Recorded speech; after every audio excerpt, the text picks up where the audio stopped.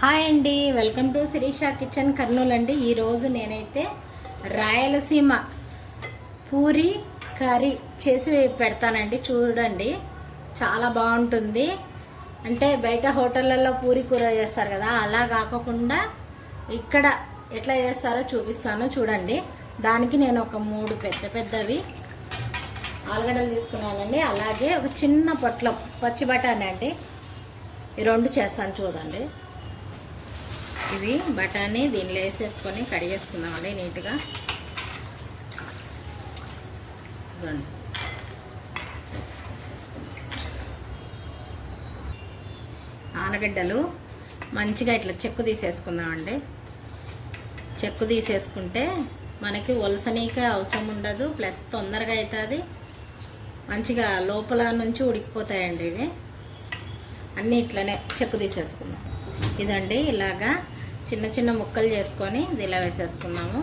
అలాగే ఒక గ్లాస్ నీళ్ళు, కొంచెం ఉప్పు అండి, ఎందుకంటే నల్లగా కాకోకుండా మనం చెక్కు తీసినాం కదా, కొంచెం ఉప్పు వేసేసి కుక్కర్లో ఒక 2 విజిల్లు కానీ 3 విజిల్లు కానీ మెత్తగా ఉడికించుకుందాం.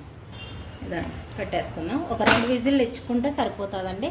ఇప్పుడు మనం పిండి తడుపుకుందాం రండి. ఇదిగోండి పూరీ పిండి అండి. ఇది మైదా పిండి కాదు, అట్లని గోధుమ పిండి కాదు. ఇది సపరేట్గా పూరి పిండి అని దొరుకుద్ది అనమాట. మనకి పూరి చాలా బాగుంటుంది. దీనిలో కొంచెం ఉప్పు వేసుకుందాము. దాన్ని ఇట్లా మిక్స్డ్ చేసుకొని కొంచెం నీళ్ళు వేసుకున్నాయి. పిండి మాత్రం గట్టిగా తడపాలండి. ఎందుకనేది తర్వాత నేను చెప్తాను. ఎంత వీలైనంత వరకు దీనిలో కొంచెం నూనె పోసుకుందాం. వీలైనంత వరకు పూరి పిండి గట్టిగా తడుపుకోండి. అప్పుడే మనకు మంచిగా పూరి వస్తుందండి, చాలా బాగా వస్తుంది.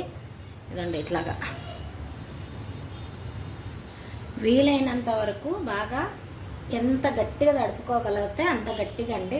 చూడండి, నేనైతే బాగా ప్రెస్ చేస్తున్నాను. కొంచెం కొంచెంగా తీసుకొని పిండి మొత్తం ఇట్లా ఒత్తుకొని గట్టిగా తడుపుకుంటున్నాను. ఇదండి గట్టిగా తడుపుకున్నా నేను. దీన్ని ఒక గిన్నెలో పెట్టుకొని మూత పెట్టేసుకున్నాను. ఇదిగోండి, దానిలోకి కుర్మాలోకండి ఒక ఉల్లిగడ్డ పెద్దది, 2 టమాటాలు కడిగి బొడ్లు తీసేసుకున్నాను. ఇప్పుడు సన్నగా వీలైనంత వరకు సన్నగా కట్ చేసుకున్నాను. చూద్దాం రండి. ఇది 2 విజిల్లు ఇచ్చింది. మెత్తగా ఉడికిపోయింది కదా. దీన్ని ఇట్లాగే పప్పు గుత్తి వేసుకొని మెత్తగా ఇట్లా ఎనుపుకుందామండి. అంటే మెత్తగా గుజ్జు గుజ్జుగా చేసుకోవాలన్నమాట. చూపిస్తాను చూడండి. ఇదండి, ఇట్లా పప్పు గుత్తి తీసుకొని ఇట్లా మెత్తగా అనుకుందాం. నీళ్ళు మాత్రం పడేయాల్సిన అవసరం లేదండి. ఆల్రెడీ అంతా శుభ్రం చేసుకొని నేను అన్నీ ఉప్పేసి కొంచెము నీళ్ళు వేసి పెట్టుకున్నాను. మనం ఈ నీళ్ళు కూడా మనకు అవసరం పడుతుంది. ఇలాగ వేసుకుంటే అయిపోతుంది మెత్తగా. ఇదండి, ఇలాగా మెత్తగా ఇది వేసుకున్నాను. బఠానీలు అయితే అట్లనే ఉంటాయండి, ఏం మెత్తగా కావు. కాకపోతే బఠానీలో ఉన్న కొంచెం కలర్, పచ్చి బఠానీ కదా, కొంచెం కలర్ దీనికి అంటుకుంటుంది అనమాట, అంతే. ఇప్పుడు తిరువాతకి వేసుకున్నామండి. దానికి మనం కొంచెం అల్లం పేస్ట్ కావాలండి. ఇదండి చిన్న ముక్క, ఒక 3 ఎల్లిపాయలు మెత్తగా రోట్లో వేస్తే అది చేసుకున్నాం.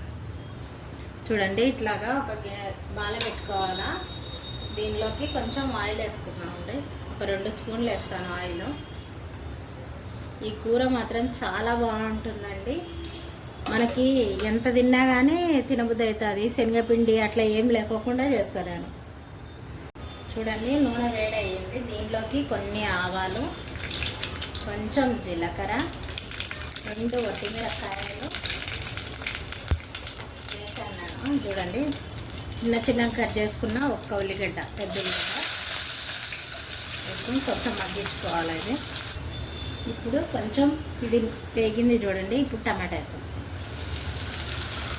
అలాగే కొంచెం కరివేపాకు అండి, కరివేపాకు కూడా వేసేసుకొని కలిపేసుకొని దీన్ని కొంచెం మెత్తగా మగ్గించుకున్నాం. మనం అల్లము ఎల్లిపాయ దంచుకున్నాం కదండి, అది వేసేసుకున్నాం. ఇప్పుడు వేసుకొని కలిపేసుకున్నాం. చూడండి, ఇప్పుడు కొంచెం మగ్గింది కదా ఇది మంచిగా. కొంచెం పసుపు వేసుకుందాం. కారం అండి, మీకు ఎంత కావాలో అంత కారం వేసుకోండి.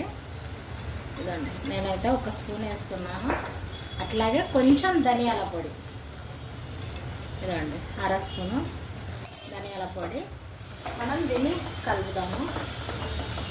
అడుగంటకోకుండా చూసుకోవాలండి, అప్పుడే కొంచెం మంచిగా ఉంటుంది. ఇదండి, దానిలో ఉప్పు వేసాను కదా, అందుకని నేను కొంచెం తక్కువ వేస్తున్నాను ఉప్పు, తగినంత ఉప్పు. దీన్ని కొంచెంసేపు మగ్గించుకుందాం. ఇది అంతా మగ్గించినాం కదండి, ఇప్పుడు ఇది వేసేసుకుందాం మొత్తం.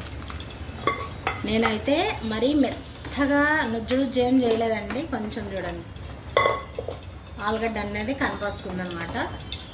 ఇప్పుడు మనం ఒక 10 నిమిషాలు సన్నగా సెగకు పెట్టుకున్నామంటే మంచిగా ఉడుకుతుందండి. ఇదిగోండి పూరి కుర్మా చూడండి ఎంత బాగా ఉడుకుతుందో. ఇదండి చూసారా, నేను శనగపిండి అట్లా గ్యాస్ వచ్చేటట్టుగా నేను ఏమీ వేయలేదండి. మంచిగా ఆలు కుర్మా, బఠానీ వేసి ఆలు కుర్మా వేసానండి. ఇది పూరీలోకి చాలా చాలా బాగుంటుంది చూడండి. ఇప్పుడు మనం పూరి కాల్చుకుందాం. ఇప్పుడు నేను నూనె పెట్టుకున్నానండి. ఇప్పుడు పూరి పిండి చూద్దాం రండి. నేను నానబెట్టాను కదా ఇందాక, ఇదండి చూడండి. ఇప్పుడు మనం దీన్ని చిన్న చిన్న ఉంటలుగా చేసుకుంటే సరిపోతుందండి. ఎప్పుడు కాల్స్తే అప్పుడు కాల్చుకోవచ్చు.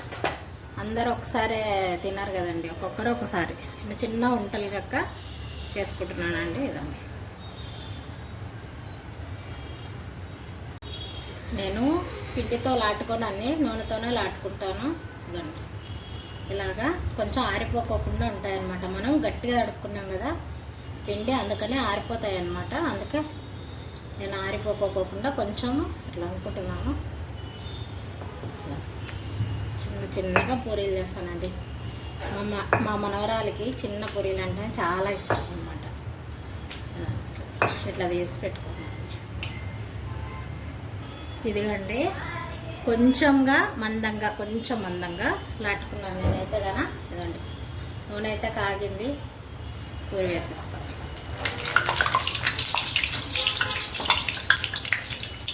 దాని మీద కొంచెం ఇట్లాగా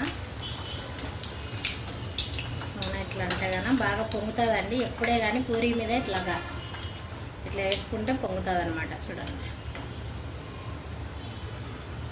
అన్ని పూరీలు ఇలాగే కాల్చేస్తాం. చూడండి పూరీలు ఇదండి, ఒక్కటి కూడా పొంగలేదు అనుకోకుండా అన్నీ చూడండి ఎంత మంచిగా పొంగినాయో. ఇదండి, పైగా అసలు నూనె కూడా లేదండి. చూడండి బాగా చూడండి, అస్సలు నూనె లేదు. నేను ఎందుకంటే గట్టిగా తడుపుకోమన్నానంటే ఇట్లా పూరి పొంగడానికి ఇంకొకటి నూనె పట్టుకోకుండా ఉంటుందండి. చూడండి పూరి కుర్మా సూపర్గా ఉంటుందండి. మేము రాయలసీమలో చేసుకునేది పూరి కుర్మా ఇదే అండి. మీకు నచ్చినట్లయితే లైక్ చేయండి, షేర్ చేయండి, కామెంట్ చేయండి, సబ్స్క్రైబ్ చేసుకోండి, పక్కనున్న బెల్ గంటని కొట్టండి ప్లీజ్ అండి.